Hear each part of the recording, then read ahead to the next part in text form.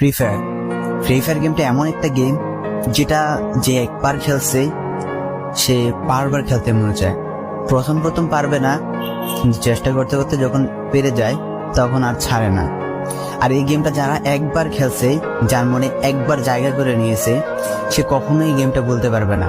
সে যদি 1 দিন 2 দিন 7 দিনও না খেলে, সে 7 দিন পর আবার ঠিকই এই গেমটার ভিতরে ঢুকবে। কারণ এই গেমটা কখনো কাউকে কষ্ট দেয় না। এই গেমটা সবসময় সবাইকে আনন্দ রাখে। এই গেমটাতে আমি অনেক সময় কাটাইছি, আর এটা আমি কখনো বলতে পারবো না। এই গেমটা আমার কাছে এমন একটা গেম যেটা কিনা আমি বলে বোঝাতে পারবো না।